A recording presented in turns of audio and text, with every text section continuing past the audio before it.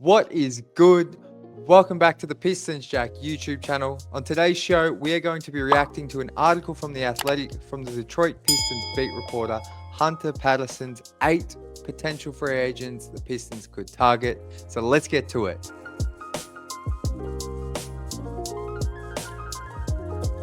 All right, before we get into the list here and go through the article you can see on the right of screen, it is worth noting that recently Cade Cunningham was named in the All-NBA third team. I think he should have been second team. But the ramifications of that are he gets an extra $8 million per season. It was as part of the incentive of his extension, which kicks in this season. So the Pistons go from having a potential 25 million in cap space to, I believe, around 17 million in cap space.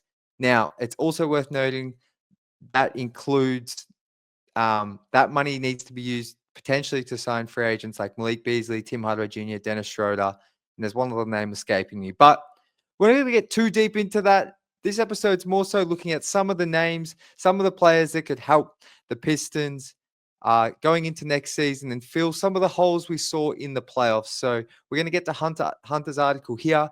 Last thing before we do, please subscribe to Hunter over at The Athletic. We've had Hunter on Pistons Jack chats a couple of times. I've met him in person. He's a great guy. Go support his work. He does amazing stuff. So I'll have a link to this article in the description, but shout out to Hunter and all the amazing work he's doing over at The Athletic. So let's get to it. The first player on this list is a player I have seen plenty of Pistons fans talk about. That is Naz Reid from the Minnesota Timberwolves. Currently comes off the bench. He was a sixth man of the year candidate, I believe. I think he might have finished third or at least in the top 5. As you can see here, he's 26 years old. He's known for his scoring, averaged 14 points, 46% shooting from the field, 38% from 3. He's 6'9". He'll give you 6 boards, a couple of assists, all of that in 27 minutes. And if we think about back to the playoffs and just throughout the season, really, arguably the biggest hole on the Pistons roster, especially after they signed Dennis Schroeder to fill in those backup point guard minutes without Jaden Ivey, it was the backup 4 position. Now, Naz can play small ball 5. I think he's more of a true 4, but he's got 7'3" wingspan, as you can see there, which really helps. Even if he's not the most athletic and has some defensive deficiencies, he's still got, he's rangy. He can generate some deflections, but the big thing here is the 38% from 3. Now, you can play him with Ron Holland. You can play him with Asar Thompson. You can play him with Jalen Duren.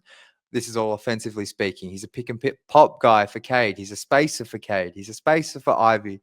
A lot of things he does helps the Pistons' young core and fills a major hole, which, I mean, if you look at the on-off numbers when Tobias Harris is off the floor, pretty much from 2025 when this team started really figuring things out, Tobias Harris, I think, had the best net rating. And he played really well, but it was also, or the best on-off, I should say. And that was because he played well, 1, but 2, the Pistons often struggle to have backup 4.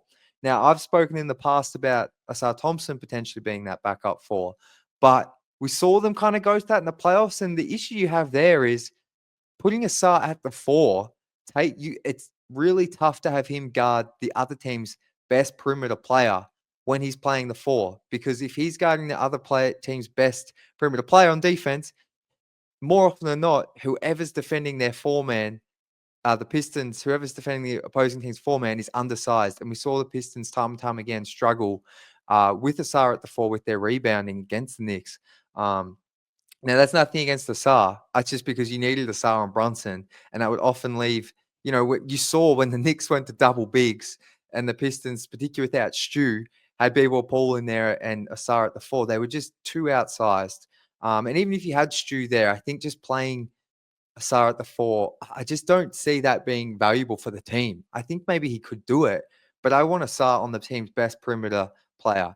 So Naz fills that need. And the next player we're going to get to does as well. But I think Naz, he has a player option here, as you can see. I feel like he's going to opt out. The market for him is going to be great. It's going to be hard to get him away from the Timberwolves. A lot's going to have to do with how much they want to go into the tax.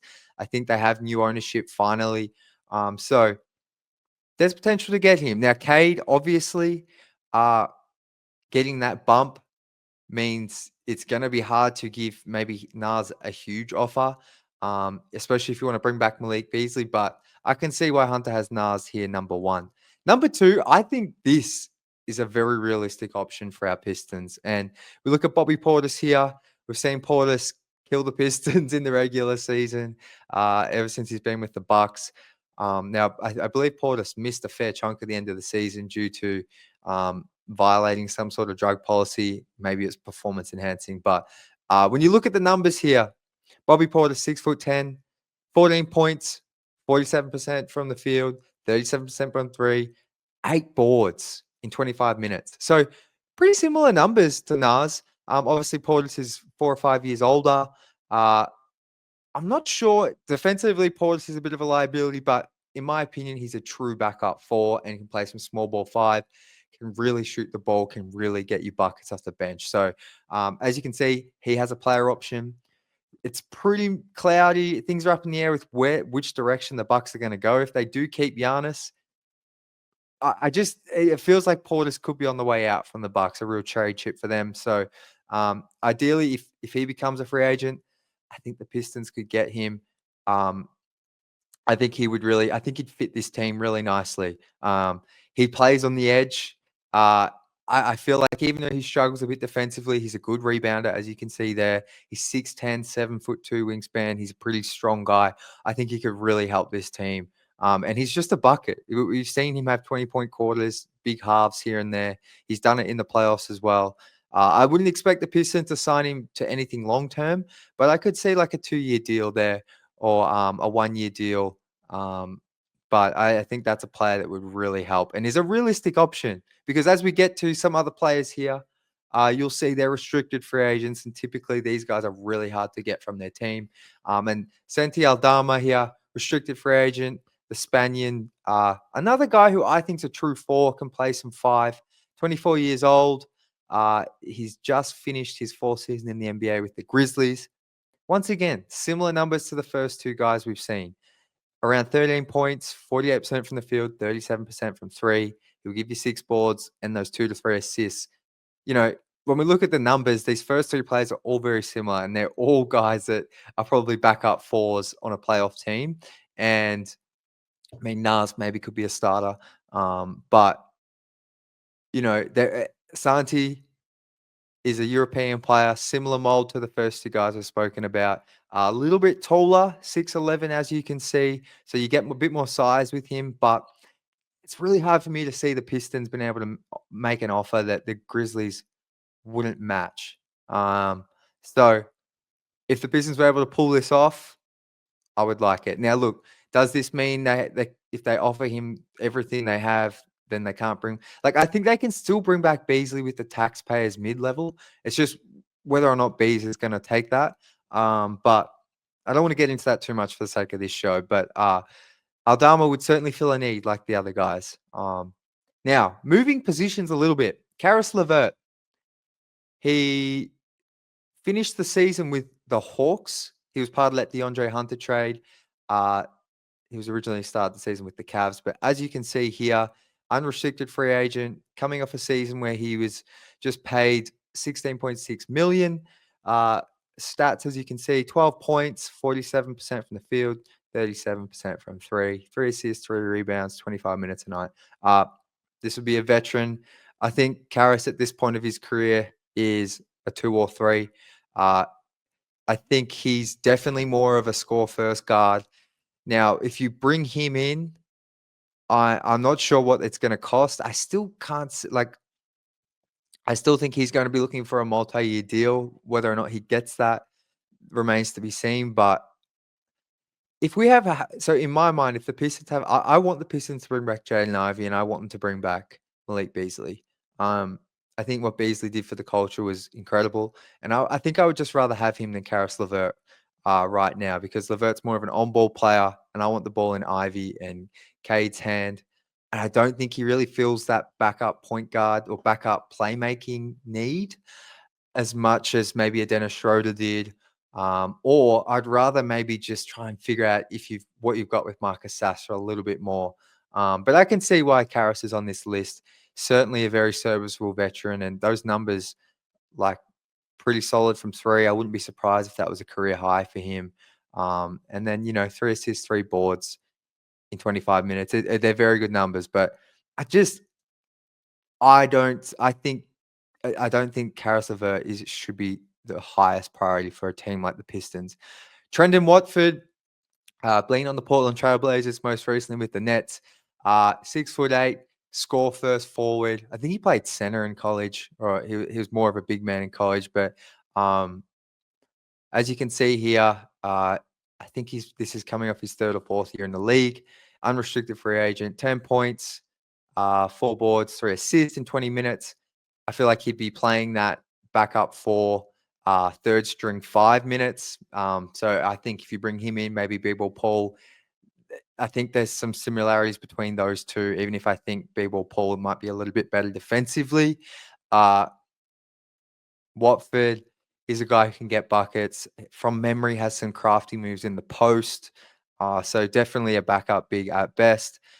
Maybe a cheap, a low swing for a high outcome. Might not cost you too much. Get him on a cheap multi-year deal. But moving on to another teammate of his at the Nets, Cam Thomas, restricted free agent. This is See, as you can see, Cam Thomas, 24 years old. He just came off a season average 24 points, 44% from the field, 35% from three, 3.8 assists in 32 minutes. But this is very much a score first guy. He would definitely be taking the role that a combined role of whatever Dennis Schroeder had, whatever Marcus Sasser had. If you had Ivy, Cam Thomas, and Cade, uh, those guys are going to probably be your top three guys taking shots. Pure bucket. I think Cam Thomas on a playoff team is a six man. So, or maybe you look at Cam Thomas if for some reason Ivy's shipped out, but I just can't see that happening. But yeah, I'll be honest. Like me personally, my opinion, I'm just not that interested in Cam Thomas. And like I never have been. I think he was in the 2021 draft out of LSU. I just It just doesn't the way he plays doesn't scream Detroit basketball to me. It just doesn't. Uh, that's not to say he's not super talented. He's gonna go on and he might sign a really big contract here with another team and he might have an awesome career. I just don't think he fits what we're doing here in Detroit. But moving on to a former Piston here, Quentin Grimes.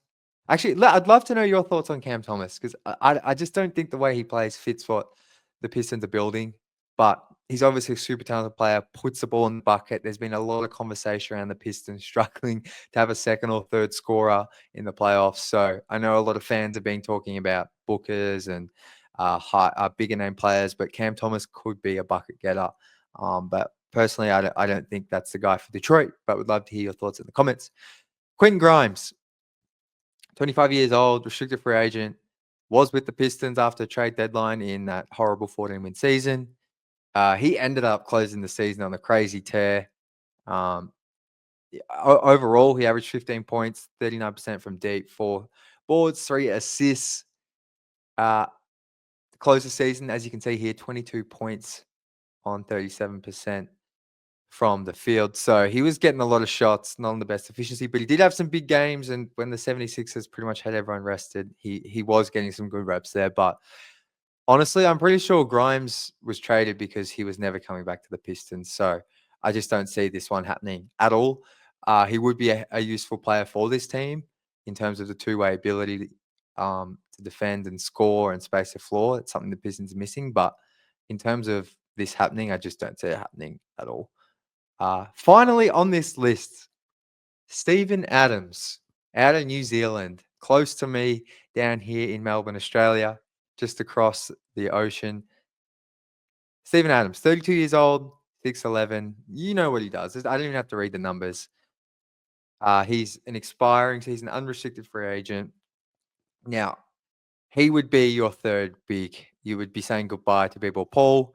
Because frankly, Duran and Stewart, they do miss time. So having someone like Adams who can come in, immediately step in, give you playoff minutes if that becomes a thing, like how good would have he been against the Knicks when they were going double bigs? And like I said, no slide on B-ball Paul, but he's just a massive presence, elite screen setter, awesome offensive rebounder. And I think he had like some crazy on off with the Rockets during their season and maybe even the playoffs. So he's still got heaps of basketball left in his career. I'm not sure what he would cost. I feel like there will be teams that want to sign him. He's still only 32. He has had some injury troubles, but him being a third big, I think he would fit that other. Like, I think the backup four is the biggest need to fill, but at the same time, that third string center with size, that 7-footer, that true big man is probably something this team lacks. Because once, as you saw, Stu's injured or JD's injured, this team becomes very small. And they have struggled on the rebounds, even if overall the numbers are pretty solid. There has been key spots where this team hasn't been able to get rebounds and it's hurt them. So that's closed out the list. For me, I think Bobby Portis is a combination of I think he's number one on my list because I think it's going to cost you a lot to get Naz Reid, and I think he's very talented. But I'm not sure long term I want him at the starting four next to Jalen Duren, and I'm not sure I want to invest what it's going to take to have him coming off the bench. Maybe I'm wrong, but I think the Pistons can still be a bit more flexible if they sign Portis. He gives you a little bit to. He probably gives you 80% of what Naz does offensively, bit better rebounder. So I would love the Pistons to get Bobby Portis. I think that would have them in really good shape. But you let me know from this list who you like the best. We're going to do another video about trades. So like I said, all these players are restricted or unrestricted free agents. But that's going to do it for today's show, guys. Thank you so much for taking the time to watch. I want to hear your thoughts. But as always, if you could like, subscribe, drop a comment below. It all helps. But as always, go Pistons.